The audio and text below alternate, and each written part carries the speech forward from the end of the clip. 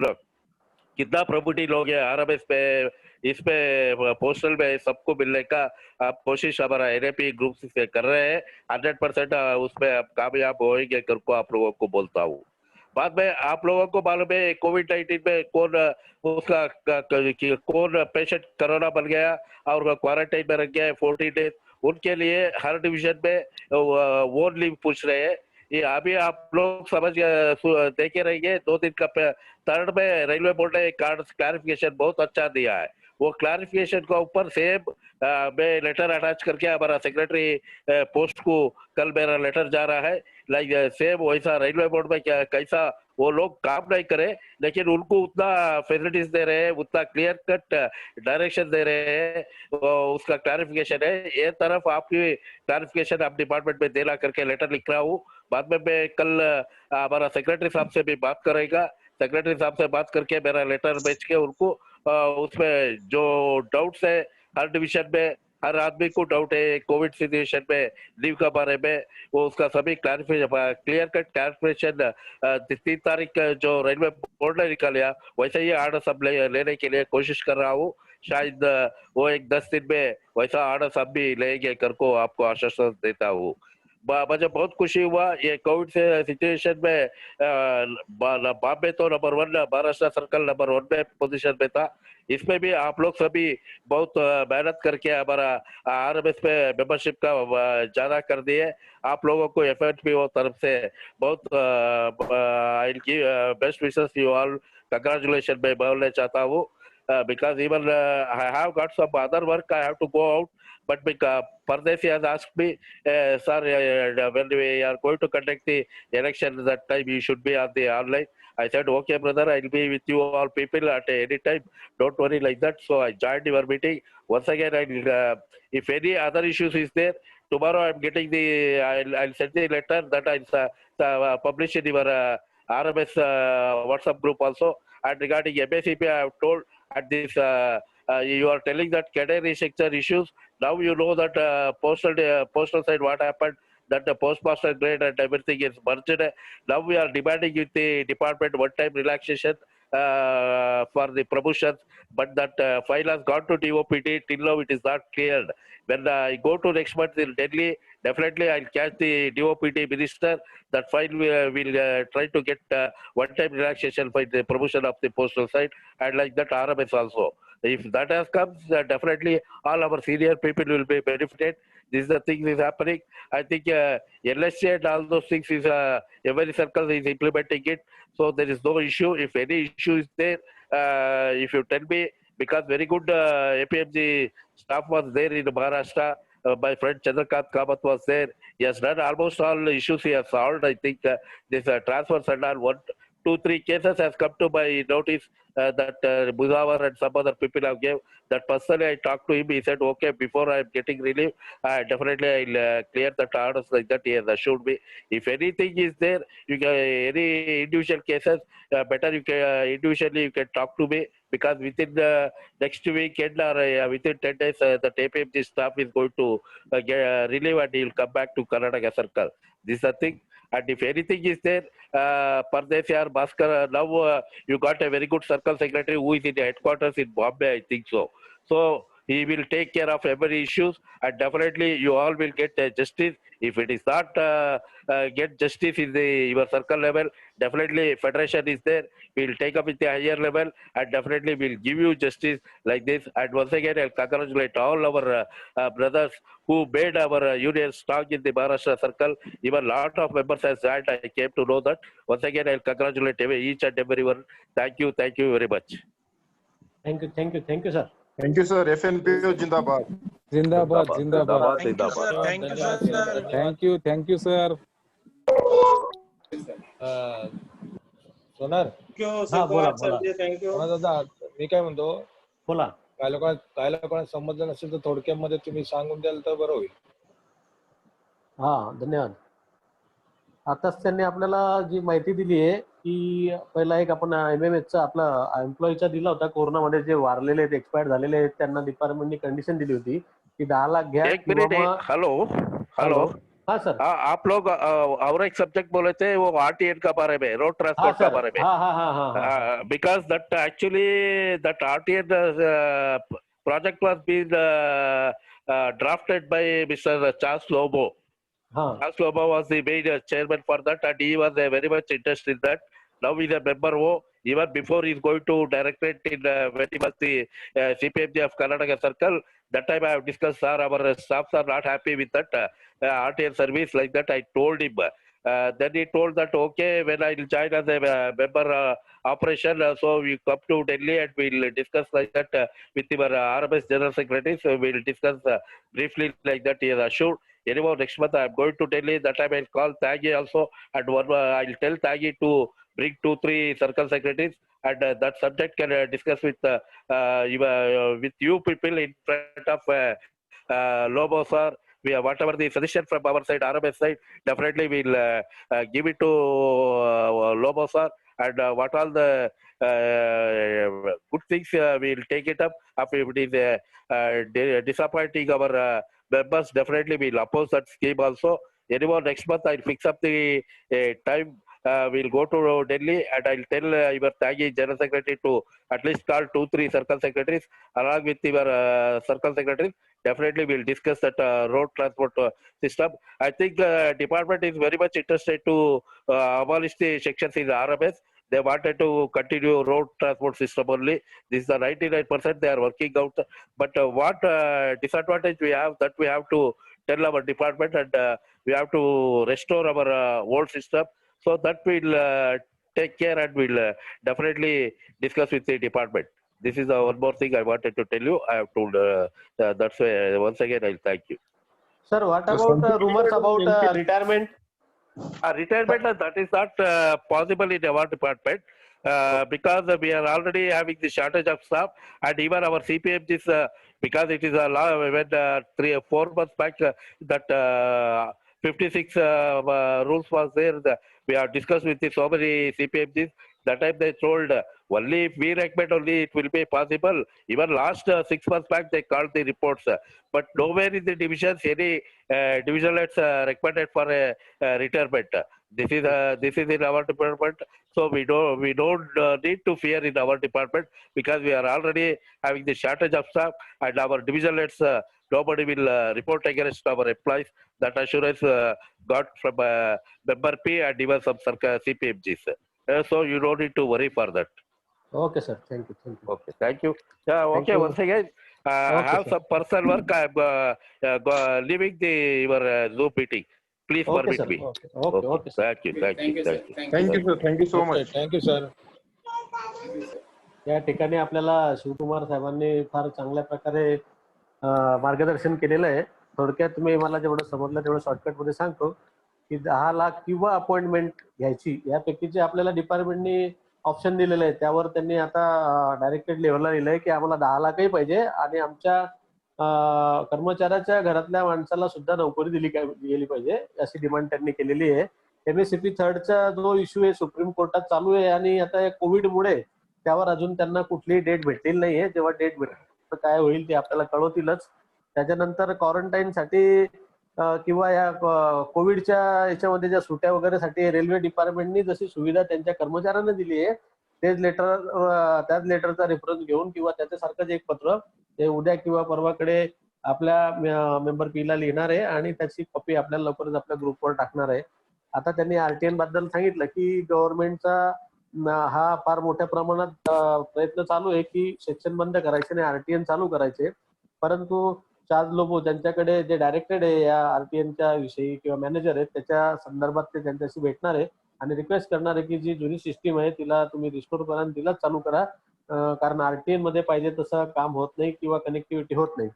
हा एक इश्यू आहे. आणि रिटायरमेंटच्या बाबतीत त्यांनी सांगितलं की आपल्या डिपार्टमेंटसाठी नाही कारण ऑलरेडी आपल्या डिपार्टमेंटमध्ये स्टाफचा शॉर्टेज आहे आणि कुठल्याच डिव्हिजनने कोणाला रिकमेंड केलं नाही की रिटायरमेंट करावे. आणि तुमच्या माहितीसाठी सांगतो मी डिव्हिजन ऑफिसमध्ये काम केलेलं आहे. दरवर्षी या महिन्यात हा रिपोर्ट हा जात असतो. ही रुटीन प्रोसिजर असते. परंतु आता मीडिया एवढा वाद झालेला आहे की कुठल्याही काही लेटरला ते एवढ्या प्रमाणात त्याची चर्चा चालू होऊन जाते की लगेच लोकांना गव्हर्नमेंट सर्वांपेक्षा बाहेरच्या लोकांना जास्ती चर्चा होऊन जाते की अभि आपको निकालने वाले, आपकी रिटायरमेंट आने वाली, तर आपण त्या गोष्टीकडे दुर्लक्ष करावं, त्या गोष्टींना महत्व देऊ नये. आता आपल्या सेक्रेटरी जनरल साहेबांनी जे आपल्याला सांगितलं की तो आपल्या डिपार्टमेंटसाठी नाही लागू होणार, कारण आपल्याकडे ऑलरेडी स्टाफची कमी आहे. तर सर्वांनी सांगितल्याप्रमाणे मी त्यांच्याजवळ आपले जे मत आहे, राहिला एमएमएसचा जो स्टँडर्ड रिक्रुटमेंट रूल्स आहे, तो मी एमएमएस वाल्यांना सांगू इच्छितो नवीन मुलांना की एमएमएसच्या बाबतीत थोडं डिटेलमध्ये सांगावं लागेल, आणि ते त्यांनाही कळालं नसतं तर ते प्रत्यक्षात भेटतील किंवा आपण काहीतरी त्यांना डिटेलमध्ये लेखी स्वरूपात पाठवूया सरकारी मार्फत, त्यावेळेस ते क्लिअर होईल. कारण आपल्या याच्यामध्ये माहिती, पण एमएमएसचा जेवढा अभ्यास त्यागराजन साहेबांचा आम्ही बघितला तेवढा कुणाचाच नाहीये. तर नक्की हा इश्यू आपण त्यांच्यापर्यंत लेखी स्वरूपात पोहोचवूया, त्यानंतर त्यावर नक्की काहीतरी मार्ग निघेल. धन्यवाद. अशोक दादा. अशोक दादा. अच्छा, Hello. मला एक हा. गोष्ट विचारायची. आपल्या डिव्हिजन मध्ये या इथे बॉडीमध्ये तुमच्याकडे एमआरसी क्लेम भरणारे जर कोण लोक असतील तर हा. म्हणजे एमएमएस साइडला म्हणा, आरएमएस साइडला म्हणा, ज्यांना एमआरसी क्लेम म्हणून त्या टेबलाला काम केलंय डिव्हिजन ऑफिस मध्ये, हो. तशी लोक आपल्या बॉडीमध्ये असतील तर आपण एमआरसी सेल जो सर्कलला बनवून टाकू, आणि जे एमआरसी क्लेम समजा कुणाला काही प्रॉब्लेम होत असतील हो. त्याला काय जे पुस्तकं लागतील एमआरसी साठी वगैरे, तर त्यांना ते उपलब्ध करून ते त्यांना हेल्प करतील असं आपण एक सेल बनवून पुन्हा एमआरसी क्लेमचे गाईडलाईन्स, तसे माझ्याकडे सर्व ऑर्डर्स असतात पण तरी सुद्धा हे सेल जर काम करेल हा, ते वेगळं ठेवूया ना, म्हणजे तुम्हाला थोडा रिलीफ भेटेल. चालेल ना. चांगला निर्णय, चांगला निर्णय दादा, तुम्ही चांगला नाव निर्णय. डिव्हिजन सेक्रेटरीने जर तुमच्या माहितीतलं जर नाव असेल आणि तो इच्छुक असेल सेल मध्ये काम करायला, तर मग त्याला जे लागेल तर आपण ते मदत करू त्यांना. चालेल चालेल चालेल. बरं, तो बॉडीतला चेंज केला का महेंद्र? तो जो आता शिवकुमार त्याप्रमाणे तो बॉडीतला चेंज हो, केला हो, का महेंद्र? केलं करा. हा साहब, सैयद साहब सोलापुर ब्रांच सेक्रेटरी सैयद साहब है क्या? हाँ है सर, है दादा, ब्रांच सेक्रेटरी. आपको मैं थोड़ा बताना चाहूंगा जी सर। कि आप जो बोल रहे हो सुनील दादा को ये नहीं किया तो मैं राजीनामा जी। दूंगा। भाई साहब, जी। कुछ बंदे ऐसे होते हैं ना, वो सिर्फ काम करने के लिए रहते हैं, वो कभी पद मिलेगा फिर काम करेंगे, उनको पद की जरूरत नहीं रहती है। और वैसा हमारा सुनील भाई है। नहीं, मेरा भी वैसा ही है सर, मेरे को भी पद की जरूरत नहीं है। वो नहीं, पद आपकी पद की नहीं, मैं आपकी बात नहीं कर रहा हूँ। जी, सुनील सर, भैया ऐसा है कि वो बिना पद का भी वो सभी सैयद पद के पास है, ऐसा समझ के चलो हमारे लिए, हाँ, है ना? बराबर है तो सर। वो कोई दिक्कत सैयद नहीं है। एवढं तर म्हणलं की काय तसं लिहू नको. हाँ, नाही सय्यद मुळे नाही रे, मी जनरल सांगतोय. एवढं सुनील, टोकाचं म्हणून काय घ्यायला? हे सुनील, आम्हाला हा, माहिती तसं काय करू नको. काय नाही, नाही. सगळं असतंय. अरे तो करणार नाही सय्यद नाही. करणार नाही. ही त्याने चुकी कोण करू? त्याची तसं काय करू? अरे नाही मी बाबा, म्हणत त्याने होतो, मी आहे पाठीशी. हाँ, तू आहे आणि तू राहणारच आहे, आणि तुला राहावंच लागेल, त्याबद्दल काही वाद नाही. चला आपण आता पुढे जाऊया. अशोक आणि दादा, तेवढं आपण खबीर लक्षात ठेवू, त्याबद्दल हा, काय मग- म्हणजे एवढं काय नाही. तेवढं काय चिंता करू नको. काय आपले 5 मेंबर म्हणजे त्यांचे 1000 प्रमाण आहेत. ठीक आहे. बिलकुल हॅलो. बिलकुल. चला, ओके. हा सब्जेक्ट सगळा संपलेला आहे. हो. आता जरा लक्ष द्या की मला वाटतं बऱ्याच लोकांचे काही मतं अशी होती की साळवी साहेबांशी बोलायचं किंवा काय, त्यांना काय प्रश्न वगैरे करायचे. साळवी साहेब जर आता आपल्या बरोबर आता जॉईंट असतील तर त्यांना जरा विनंती करूया मार्गदर्शन करण्यासाठी, चालेल प्लीज. साळवी सर आहेत का? ऑनलाइन आहे. हा बोला ना सर, मग थोडं बोला सर. हॅलो. हा बोला सर, बोला, आवाज येतोय. नाही, आता बोलायचं जे काल बोललो, पुन्हा हा. ते रिपिटेशन नको. तुम्हाला हो. माझ्याकडून काय हवंय? तर साधारण तुमचा चेहरा दिसत नाहीये. चेहरा थोडा दिसत नाही सर. कॅमेरा खाली करा सर, तुमचा कॅमेरा खाली करा. कॅमेरा मी आता हा बस, आता दिसताय. हो हो. ठीक आहे, आता लेवलला आले तुम्ही. खुर्ची जरा खाली आहे ना. हा, काय हरकत नाही. बोला ना नाही, सर. कोणाला काही थोडक्यात विचारायचं असेल, कारण ही वेळ काय फार मोठा प्रश्नोत्तराची नाहीये, फार मोठे प्रश्नोत्तर करण्याची ही वेळ नाहीये आपल्याकडं. बरोबर. परंतु थोडक्यात कोणाला काही इच्छा असेल बोलायची तर बोलू शकतात, कारण मी सदैव तुमच्या बरोबर होतो आणि आहे. या ठिकाणी आपल्या सर्कल सेक्रेटरी साहेबांना विनंती करेल की साळवे साहेब तुमच्या टच मध्ये आहेत आणि भविष्यात आता आपण जसं तुम्ही नवीन बॉडी बनवली, प्रत्येक डिव्हिजन सेक्रेटरीशी कॉन्टॅक्ट करून कुठे काही कोणाला गरज भासल्यास आपण त्या ठिकाणी सरांचा 1 किंवा 2 दिवसाचा ट्रेनिंग प्रोग्राम किंवा मार्गदर्शन प्रोग्राम अरेंज करू शकतो. तर आता यानंतर तुम्हाला जसा वेळ भेटेल तसं तुम्ही सर्व डिव्हिजन सेक्रेटरी एसएससी कॉन्टॅक्ट करावा आणि ज्यांना वाटत असेल की आम्हाला खरोखर मार्गदर्शनाची गरज आहे त्या ठिकाणी आपण सरांचा प्रोग्राम अरेंज करून देऊ शकतो. नक्की नक्की करूया. है ना सर? चालेल चालेल. Okay okay. विलास पिक्कल मुंडेंना काहीतरी बोलायचं बघा. विलास बोल. हॅलो. विलास हा विलास. विलास काय म्हणतोय?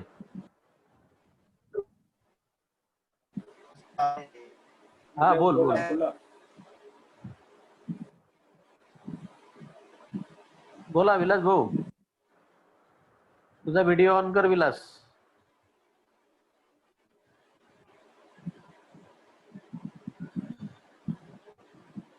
काय झालं? विलास आहे का? बॅनर मागते. ठीक आहे, ते पाठवून देऊ आपण त्यांना. महेंद्र त्यांना पाठवावं लागेल. कोणता? महेंद्र. महेंद्र. हॅलो. अरे ते गडेकर जॉईन झाले का रे? MP गडेकर. गडेकर सरच त्या नावाने तर कोणी नाहीये, पण अदर कोणी नावाने ऍड आहे का मला ते समजत नाहीये लिस्ट मध्ये. फोन पण बघून घ्या लागला ना, बघून घ्या. गडेकर गुरुजी आपण ऍड झाले असेल तर आपला माईक ऑन करा.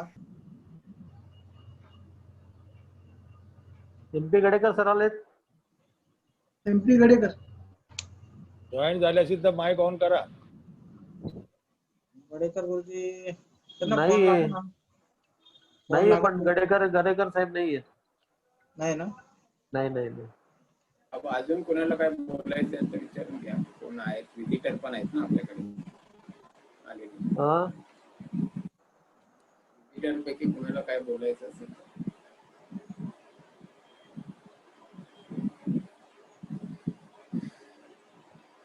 हॅलो. हा बोला. कोण? सर. हा जी बोला. कपिल बोल. कपिल नरवाडे. सर 2010च्या बॅचचे आहेत ना? हॅलो. हा बोला बोला. हॅलो. हा बोला. व्हिडिओ ऑन कर तुझा. 2010च्या एक मिनिट.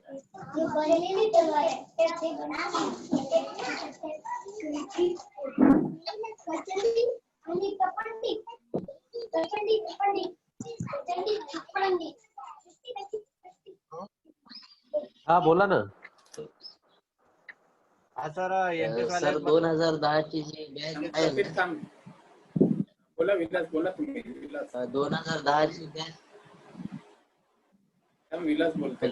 कपिल. बर ठीक आहे. विलास बोला तुम्ही. विलास. एनपीएस बद्दल काय माहिती आहे? काय भविष्य आपलं? कारण की सर्व विषयावर चर्चा होते, पण हा पण आमच्या नवीन लोकांसाठी खूप महत्त्वाचा विषय आहे. मी bachelor of arts in economics केलेलं आहे. तुम्हाला एनपीएसच्या बाबतीत जर मी सांगितलं तर प्रॅक्टिकली तुमचा जो पैसा आहे तो ऑलरेडी शेअर मार्केटमध्ये लागलेला आहे. तुमचा जो पैसा जो आहे ऑलरेडी शेअर मार्केटमध्ये गेलेला आहे आणि आपलं जी जीडीपी आहे ती -22 मध्ये आहे. आपली जी जीडीपी आहे, ग्रॉस डोमेस्टिक प्रोडक्ट आहे इंडियाचा, तो -22 मध्ये आहे. अशा परिस्थितीमध्ये असा जो डिसिजन आहे की एनपीएस रिव्हर्ट करून ओल्ड पेन्शन स्कीम मध्ये जर तुम्हाला कोण सांगत असेल आणणार आहे, तर कुठलीच गव्हर्नमेंट या परिस्थितीमध्ये आता हा डिसिजन घेणार नाही जेव्हा जीडीपी मायनस मध्ये आहे तेव्हा. आता ऍज पर जीडीपी आपल्या सेंट्रल गव्हर्नमेंट सर्वंटला पण पगार द्यायचे, ते थोड्या दिवसांनी आपली कटौती आणू शकतात आपल्या अलाउन्सेसवर वगैरे. कारण जीडीपी एवढे मायनस मध्ये असताना आणि ऑलरेडी आपलं डिपार्टमेंट जे 19,000 कोटी लॉस मध्ये चाललेलं आहे, तर ह्या सगळ्या गोष्टीमध्ये थोडेफार जाऊन पुढे जाऊन आपल्याला फायनान्शियल अडचणी भरपूर येणार आहे. आणि एनपीएसचा हा जो मुद्दा आहे ना एनपीएसचा, तो आपल्याला स्टॅट्युटरी फाईट करावं लागेल की त्याचं टेक्निकल म्हणजे 1-2 केसेस ज्याच्यामध्ये आपल्या लोकांचं नुकसान होत आहे, जे आपली जी संविधानाने, भारताच्या संविधानाने आपल्याला जे राईट दिले की म्हातारपणी माणसाला गव्हर्नमेंट सर्वंट केल्यानंतर गव्हर्नमेंटचं कर्तव्य बनतं त्याला म्हातारपणी सांभाळायचं, त्या अनुषंगाने आपल्याला एखादी 1-2 असे एनपीएसचे केसेस दाखवावे लागतील गव्हर्नमेंटला, आणि ते पण सीएचक्यू लेवलने दाखवावे लागतील. सर्कल लेवलचा त्याच्यामध्ये काही सहभाग नसतो. पण आपल्याला अशा केसेस जे रिटायर झाले आणि त्यांना एनपीएस मध्ये पैसा गेल्यानंतर त्यांचं नुकसान झालेलं आहे, अशा केसेस गॅदर करून आपल्याला त्यांना द्यावे लागतील आणि त्याच्यानंतर मग आपण त्याच्यावर फाईट करू शकतो. आता जर आपण त्याला आपण फक्त बोलतोय की एनपीएसच्या बाबतीत तुम्हाला पूर्ण स्टडी आहे. एनपीएसचे टायर 1 काय असतं, टायर 2 काय असतं, आणि किती काय भेटतं त्याच्यामध्ये आणि काय नाही, आणि तुम्हाला जे रिटायरमेंट बेनिफिट्स तुम्हाला 40% भेटतात, 60% तुमचे ठेवून घेतात ते लोक स्वतःकडे, ह्या सर्व गोष्टी भरपूर काही आहेत. तर त्या आपण एक काम करू, आपण त्यासाठी एक सेमिनार घेऊ सर्व ह्या एनपीएसच्या लोकांचा, एक ऑनलाईन सेमिनार भरू आणि त्याच्यामध्ये आपण डिस्कस करू या गोष्टी, आणि त्याच्यामध्ये जे निघेल त्याचं एक रेझोल्युशन बनवू आणि सीएचक्यू ला देऊन टाकू आपल्यातर्फे, आणि आपल्या सर्कल तर्फे हा एक मेन मुद्दा म्हणून आपण सीएचक्यू ला देऊ शकतो. आणि त्या सेमिनार मध्ये तुम्ही सर्वांनी सहभाग घ्या. आपण लवकरच एक सेमिनार करू पुढच्या महिन्यामध्ये. ओके, एनपीएस आणि हे मेडिकल बिलाचे हे जे 2-4 मुद्दे जे आहेत, जे आपले आहेत आता चाललेले, जे म्हणजे युद्ध पातळीवर करण्यासारखे लोकांना जे भेडसावणारे जे मुद्दे आहेत, त्याच्यासाठी आपण एक सेमिनार करू आणि त्यात साळवे साहेब पण आपली मदत करतील, कारण त्यांना सेमिनारचा चांगला अनुभव आहे आणि ते रुलिंगचे पोझिशन वगैरे आपल्याला देतील. आणि आपण मग अशा जे वक्ते आहेत, जे याच्यामध्ये जाणकार वक्ते आहेत, तर त्यांना बोलवून आपण त्याच्यावर संभाषण घेऊ त्यांचं, आणि त्यांचं कन्सल्टंट एक म्हणून त्यांना हे नेमू आणि त्यांना मग विचारू की बाबा या बाबतीत काय करता येईल आपल्याला. ओके. हॅलो महेंद्र. हा बोला. ते आपल्या ऑल इंडिया ग्रुपवर एक मेसेज आलाय बघा की दिरपत शर्मा एक्सपायर्ड मॉर्निंग दिसपूर आसामचा आहे बघ, 32 वर्षाचा मुलगा आहे बघ, आपल्या एफएनपीओच्या. ते जरा श्रद्धांजली वाहिली तर बरं होईल. आजच्या याच्यावर आले बघ, आता करंटली आलेला आहे, 1 हा तासापूर्वी. करंटली आलाय. 32 इयर्स ओल्ड आहे बघ तो, फक्त 32 वर्षाचा आहे.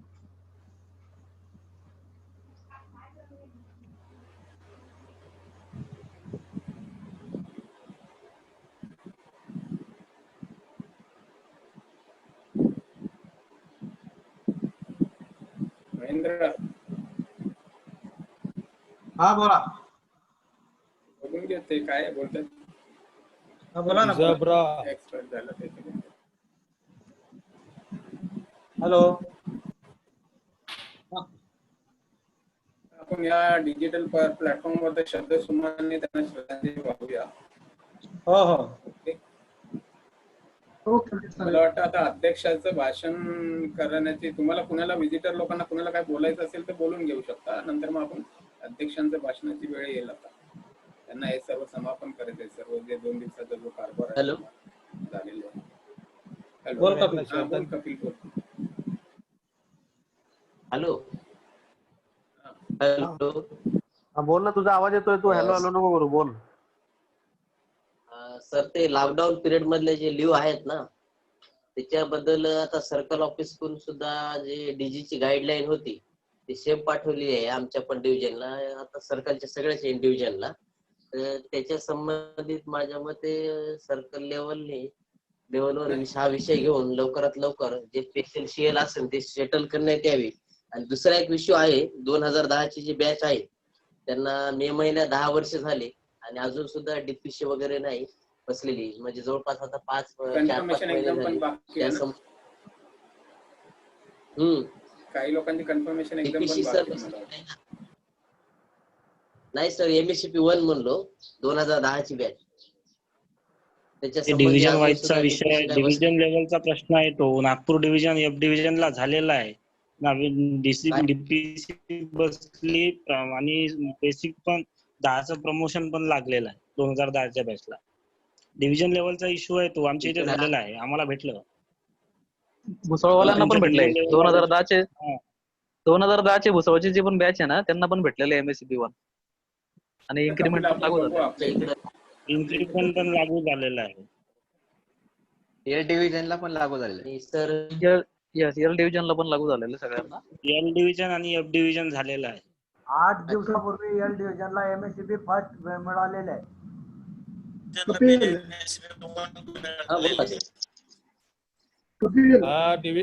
ऐकून घ्या. हा डिव्हिजनचा प्रश्न आहे, डिव्हिजन मध्ये क्लिअर करून घ्या. आणखी इतर डिव्हिजन मधून कधी काय कॉपीज मागून घ्या आणि करून टाका ना. डिव्हिजनचा प्रश्न आहे. आताच आपल्याकडे लोकांनी सांगितलंय का शॉकिंग न्यूज आहे तो जिजाब्रत शर्मा यांचं निधन झालेलं आहे. गेल्या कॉन्फरन्स मध्ये ते अटेंड होते असं लिहिलेलं आहे याच्यामध्ये.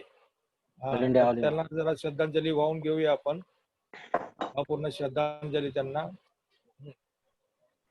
1-2 मिनिटं जरा शांतता पाळगा, सगळ्यांचे माईक ऑफ करून टाका.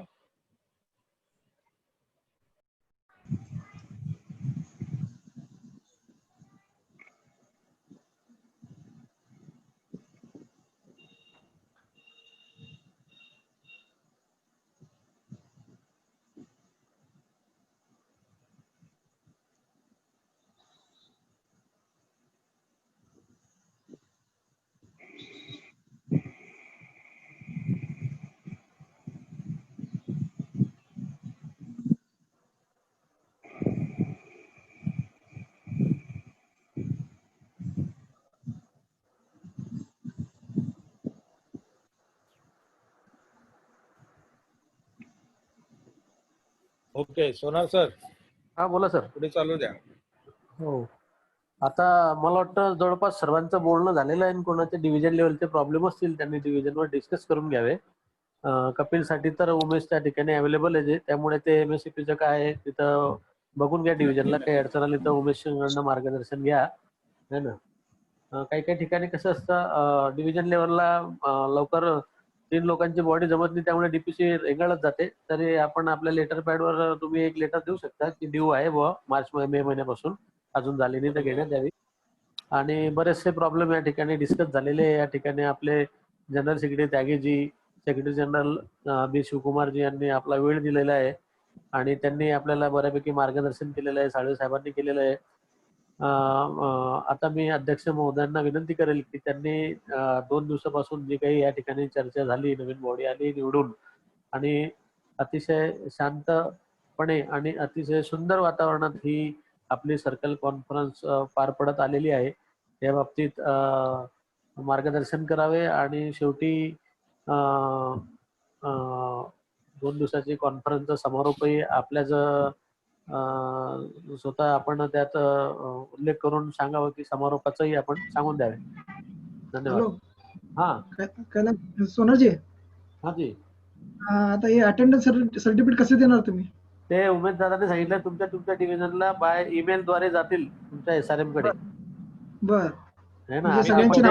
हो हो हो हो हो जे आपण सिंगल देत होतो कॉपी काढून, आता डायरेक्ट एका लेटर मध्ये सर्वांची नावं, तारीख, वाटलाच एक फॉर्मॅट तयार करून द्या त्या त्याला. काहीच करायची गरज नाही, तुमच्या ऑफिसला येऊन जाईल ते, तुम्ही त्याची काळजी करू नका सर. तुम्ही फक्त तुमचं नाव द्या, डेलिगेटचं, डिव्हिजन सेक्रेटरी. हा बस तेवढे नाव तुम्ही त्यांच्यापर्यंत पोहोचवा. माझ्या पर्सनल व्हॉट्सअपला टाका, डिव्हिजन ब्रांच कुठली ते नाव टाका आणि मग पाठवून द्या, मी पाठवून द्या. ओके, ब्रांच सेक्रेटरी, डेलिगेट्स आणि ते डिव्हिजन सेक्रेटरीला सांगून घ्या सगळ्या जेवढे आहेत. हो सांगितलंय, कालच तो इश्यू झाला होता दादा. ओके ओके ओके ठीक आहे. अशोक दादा कंटिन्यू करा. तर आता 2 दिवसाचं जे आपलं कॉन्फरन्स आहे त्यांनी आयोजित केलं, असे आपले महेंद्रसिंग परदेशी, सोनार साहेब यांनी फार आग्रह धरला आणि उमेश दादांनी हे सगळे हँडल करण्याचा पण प्रयत्न केला. तो फारच उत्तम होता आणि उत्तम आपल्याला सगळ्यांना जाणवला आहे. तर आज मी एवढंच बोलेन की ह्या अशा गोष्टी पुढे होऊन करणाऱ्याला आहे ना, पुढे जाण्याची संधी जास्तीत जास्त प्राप्त होते आणि ती आपण सर्वांनी करून द्यावी ही मला सगळ्यांना प्रथम विनंती आहे. बरं, आता आज 2 दिवसाच्या कॉन्फरन्समध्ये सगळ्यात प्रथम रिव्हेरिफिकेशन या बाबतीमध्ये चर्चा भरपूर झाली आणि तीच चर्चा सतत म्हणजे या व्हेरिफिकेशनच्या अगोदर व्हावी असं आपण गृहीत धरलं होतं आणि ते आज पार पडलं. आणि त्या व्हेरिफिकेशनला जवळजवळ एअरमेल शॉर्टिंग डिव्हिजन किंवा BM डिव्हिजन, तसंच म्हणा मुंबईचे आमचे 4ही डिव्हिजन, असे सगळ्यांनीच L डिव्हिजन, F डिव्हिजन सगळ्यांनीच प्रतिसाद देऊन सांगितलं की आमची मेंबरशिप आणखी जास्तीत जास्त वाढेल, याच्यासाठी आम्ही प्रयत्न करणार आहोत. आणि या सगळ्या गोष्टी प्रयत्न करणार आहोत नव्हे तर मला आठवतं की 10 वर्षापूर्वी जी आपली FNPO होती, त्या FNPO मध्ये एक जास्तीत जास्त ओल्ड लोक होती जी आपली पदं सोडायला तयार नव्हती. परंतु आमच्यासारखे आणि DB जाधव सारखे, कटाले सारखे सगळे वंचित होते, म्हणजे मागे होते. यांना पुढे आणायला कोण नव्हतं. जोपर्यंत ते रिटायर होत नाही तोपर्यंत आमचा चान्स नव्हता. पण अशा ह्याच्यातून आम्ही बाहेर पडून आज या ठिकाणी आम्ही सक्रिय आहोत आणि आमच्या कारकिर्दीमध्ये हे आता नवीन जे लोक जे येत आहेत आपल्याकडे आणि ते पुढे पदभार सांभाळत आहेत आणि त्यांना पदभार सांभाळण्यासाठी आमचे सगळे जुने लोक तयार आहेत आणि जुने कमिटी ही जवळजवळ अर्ध्यापेक्षाही जास्त बरखास्त झालेली आहे आणि जास्तीत जास्त आता जी संख्या आहे ही यंग ब्लडची आहे आणि यंग ब्लड हे आता आम्हाला या ठिकाणी दिसून आलेलं आहे. आता हे यंग ब्लड म्हटल्यानंतर आता तुमच्या लक्षात येईल की सगळ्यांनी RTNचा विषय काढला. हे आपले कोण होते? हे आपलेच कामगार आणि नवीन ब्लड जे होतं की नाही त्यांना असं वाटलं की बाबा त्या ठिकाणी ड्रायव्हरचं काम करतात त्यावर मेलगार्ड का नसावा, मेलमन का नसावा, जो ते सगळे मेल हँडल करू शकतो. आणि खरी गोष्ट आहे आणि ह्याच मुद्दा आम्ही सिनियर मॅनेजरकडे पण घेतला होता. RS भंडारी मिटिंगला होते. आता आमचे नवीन होणारेच डिव्हिजनल सेक्रेटरी त्यांच्या समोर हा मुद्दा झालेला आहे आणि शक्यतो मेलमन घेतल्याशिवाय आमच्याकडून गाडी निघणार नाही. याची जास्तीत जास्त दक्षता आमचा ड्रायव्हर आणि आमचा सिनियर मॅनेजर घेईल असे तुम्हाला आश्वासन देतो. आणि दुसरी गोष्ट ते काय गोष्टी मगाशी घडल्या जे आपण कमिटीमध्ये याचं नाव द्यायचं त्याचं नाव द्यायचं हे काल घडल्या नव्हत्या आणि आज त्या घडल्या. ते DB जाधवनी समजून मी सांगितलंय ते ऐकतील ते आणि त्याप्रमाणे आपले डिव्हिजनल कमिटी जी आपण आता सर्कल कमिटी जी बनवली त्या सर्कल कमिटीला त्यांचं सहमत असेल असं गृहीत धरूया. आणि दुसरी गोष्ट एक कैलासदादा सोनार ज्यावेळी ते या ठिकाणी सर्कल सेक्रेटरी मला द्या म्हणून सांगितलं त्याच्या अगोदर मी सर्कल सेक्रेटरी होतो 4 वर्ष आणि सर्कल सेक्रेटरी असताना बऱ्याचशा काही कधी चुका घडतात आणि कधी न घडलेल्या समोरच्याला माहीत पडत नाही. तर सोनार दादा ज्यावेळी या ठिकाणी आले सर्कल सेक्रेटरी सांभाळलं तेव्हा त्यांच्या लक्षात आलं की ब्रँच सेक्रेटरी आणि डिव्हिजनल सेक्रेटरीनी जोपर्यंत आपल्या ब्रँचला किंवा डिव्हिजनलला प्रश्न घेत नाही तिथला ACS काय करत नाही तोपर्यंत सर्कल सेक्रेटरी काय करू शकत नाही हे त्यांच्या लक्षात आलं आणि त्यांनी ठामपणे आपलं जे त्यांच्यावरती जे अन्याय झाले ते स्वतःच दूर करण्याच्या प्रयत्नामध्ये कायम राहिले आणि शेवटी तो त्यांचा विजय झाला. किती त्रास झाला तरी त्यांनी त्या सर्कल सेक्रेटरी पदावरून त्यांनी कधीही मान खाली घातलेली नाही आणि त्यांचा हे झाल्यानंतर त्यांनी असं म्हटलं नाही की आता मी झालोय तर ठीक आहे चल आता भुसावळला मी आलोय ते मी कंटिन्यू करतो असं त्यांनी केलं नाही. तर त्यांनी काय केलं की आपली संघटना पुढे कशी वाढावी यासाठी आपलं स्वतःहून माघार घेतली. ज्याप्रमाणे सर्कल सेक्रेटरी म्हणून पुढे यायसाठी त्यांनी धडपड केली त्याचप्रमाणे सर्कल सेक्रेटरी दुसरा व्हावा त्याच्यासाठी माघार घेणं हे बाकी कितपत योग्य आहे असं मला अगोदर वाटलं होतं. पण नंतर मी सगळी चौकशी केल्यानंतर मला जाणवलं की उमेश मस्कर साहेब हे बऱ्याच ठिकाणी चांगल्या ठिकाणी व्यवस्थित काय काय काम केलं काय काय नाही ह्याची चौकशी सगळी झाल्यानंतर कैलास सोनार साहेब म्हटले की यांना करायचं आहे आणि तुम्ही बघा. तर आमचे जे सिनियर लोक जे होते कटाले, विठ्ठल जाधव, मनसरकर आणि DB जाधव सगळ्यांशी चर्चा केली सिनियर लोकांबरोबर आणि सगळ्यांनी ह्याला मान्यता दिली आणि तरी 6 महिने अगोदर कॉन्फरन्स घ्यायची नाही असं थोडासा विरोध झाला. परंतु सर्कल सेक्रेटरीच तयार होत आहे की नाही मला चालेल म्हणून आणि मेंबरशिप वाढवण्यासाठी जर उमेश मस्कर साहेब यांना जर दिल्यानंतर जर आणखी वाढत असेल तर आम्हाला काय प्रॉब्लेम होऊ शकतो याला कोणीही विरोध केला नाही आणि शेवटी सर्कल सेक्रेटरी हे उमेश दादांनाच करायचं हे ठरलं 1 महिन्यापूर्वी म्हणजे नोटीस द्यायच्या अगोदर आणि नंतरच नोटीस दिलं गेलं. दुसरी गोष्ट की मी सर्कल सेक्रेटरी होतो पण त्याच्यानंतर उपाध्यक्ष म्हणून जे माझ्याकडे पद दिलं गेलं त्याला मी नाकारलं नाही. त्याचं कारण एकच होतं की आता झालेला सर्कल सेक्रेटरी हा नवीन आहे त्याच्यावरती नियंत्रण ठेवण्यासाठी सिनियर माणूस कोणतरी असावा आणि जर माझं नाव त्या ठिकाणी असलं तर मला बरं वाटलं असं मी बोललो होतो. परंतु सलीम मुल्ला साहेबांनी जास्त आग्रह केला आणि त्यात आमचे सिनियर लीडर काय असे होते की त्यांना ती सवय होती की मध्यस्थी करायची आणि त्यांच्या जवळ जाणारा माणूस त्याला पुढे करायचं. तसं त्यांनी सलीम मुल्लालाच अध्यक्ष केलं. 6 महिन्याचा काळ त्यांचा फक्त बाकी होता आणि त्याच्यावर नंतर 6 महिन्यानंतर आम्हाला कळलं त्यांचं डिव्हिजनल सेक्रेटरी स्वतःहून शिवाजी कदम यांनी आम्हाला सांगितलं त्यांना करू नका, त्यांचं 6 महिनेच बाकी आहे. पण त्या माणसाने आम्हाला सांगितलं की 2 वर्ष बाकी आहे.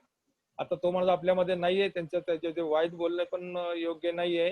हा, पण तरी पण सोनार साहेबांनी लगेचच त्यांना सांगितलं की या आता जे पुढचं कॉन्फरन्स आहे तुम्ही अध्यक्ष राहणार नाही, अध्यक्ष हे व्हाईस प्रेसिडेंट आता सध्या जे आहेत उपाध्यक्ष निक्काजी यांना आम्ही प्रेसिडेंट बनवतो आणि त्यांच्या अध्यक्षतेखालीच आम्ही कॉन्फरन्स घेऊ आणि त्याप्रमाणे कॉन्फरन्स पार पडली. हा, आणि मी व्हाईस प्रेसिडेंट जरी असलो तरी सोनार साहेबांनी कधी मला व्हाईस प्रेसिडेंट म्हणून नेमलं नाही, तर त्यांनी प्रेसिडेंट म्हणून आणि एक गुन्हा जाणता सर्कल सेक्रेटरी म्हणून त्यांनी प्रत्येक गोष्ट मला न विचारता केलेलीच नाही. मला अभिमान आहे की माझ्या जागेवरती बसून सुद्धा मला विसरले नाहीत. अशी लोक कमी असतात.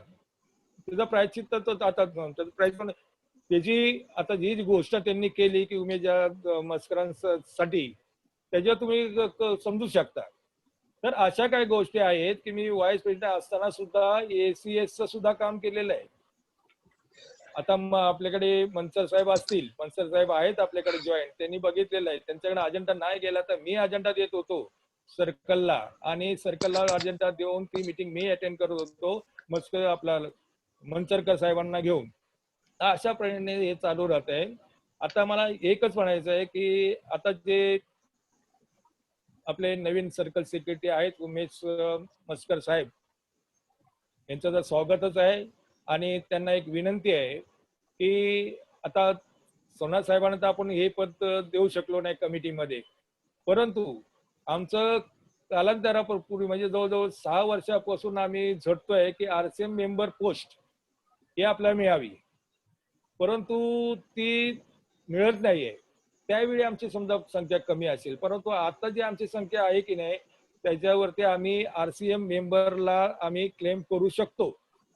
आणि मला वाटतं NEPचे बरेच ग्रुप D, ग्रुप C आणि ऍडमिन हे सगळ्यांचेच RCM मेंबर आहेत, परंतु आमच्याकडे फक्त पोस्टलचे आहेत, RMSचा नाहीये, MMSचा नाहीये. तर आम्हाला RMS साठी RCM पोस्ट ही मिळावी यासाठी जास्तीत जास्त प्रयत्न करावा, जनरल सेक्रेटरीच्या माध्यमातून त्यांच्या सहवासातून करावा ही मी त्यांना एक विनंती करतो. दुसरी गोष्ट ते 10 लाख देणं आहे, म्हणजे जे आता COVID-19 मध्ये ते करोना म्हणून वारलेले आहेत त्यांना 10 लाख घ्या किंवा नोकरी घ्या असं जे आहे ते एक मी लेटर असं लिहिलेलं आहे, तर तुम्हाला त्याची प्रत पाठवून देईन. हे जनरल सेक्रेटरी लिहिले आणि चीफ PMG ला लिहिलेलं आहे की हे 10 लाख जे आहे की नाही हे इन्शुरन्स आहे, याचा आणि नोकरीचा काही संबंध नाही आहे. तर 10 लाख हा क्लेम आमचा तुम्ही पास करावा आणि त्यांच्या मुलांना नोकरी द्यावी ही एक विनंती आहे. ती जरा पाठपुरावा तुम्ही केलात तर आणखी बरं होईल. आणि दोन्ही मेंबर आपले एक मेल मोटरचेच आहेत, तरी त्यांची मुलं शिकलेली आहेत, ग्रॅज्युएशन झालेलं आहे, त्यांना नोकरी मिळावी अशी मी आशा बाळगतो. दुसरं साळवे साहेब कालपासून आपल्या जवळ, आता त्यांचं वय बघा, आणि ते कालपासून एक वकील आहेत त्यांच्याकडे मी बरीचशी कामं दिलीत. एक जातीचं पडताळणीची सुद्धा कामं दिलेली आहेत, ते आजवर ते करत आहेत आणि ते व्यवस्थित पार पाडतीलच. ते उपस्थित राहिले त्यांचं मी स्वागत करतो आणि त्यांचा धन्यवाद पण म्हणतो.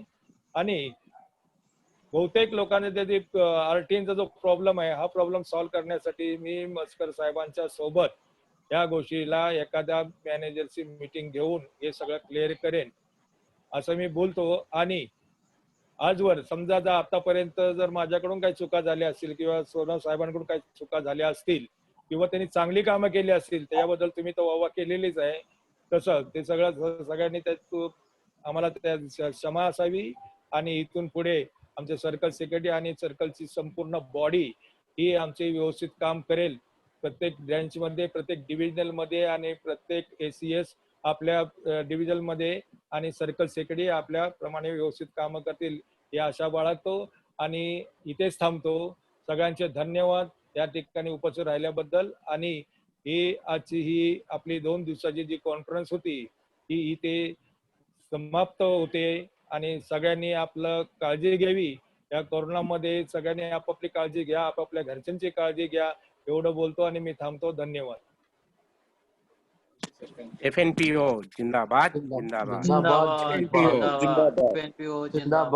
FNPO सगळ्यांनी माईक चालू करा. सर आगे बढ़ो जिंदाबाद जिंदाबाद. उमेश सर आगे बढ़ो, हम तुम्हारे साथ हैं। जिंदाबाद जिंदाबाद। मस्कर सर तुम आगे बढ़ो, हम तुम्हारे साथ है। साथ है। धन्यवाद मित्रांनो. थँक्यू. धन्यवाद धन्यवाद सर.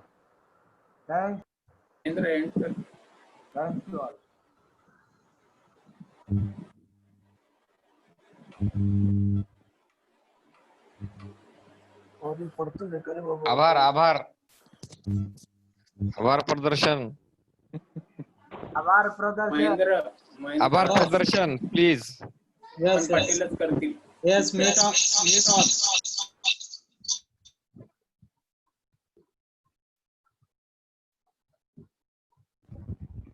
हॅलो येतो आवाज एव्हरीबडी?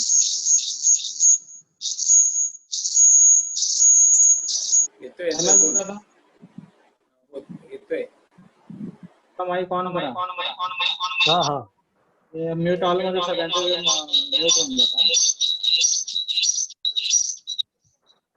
हॅलो.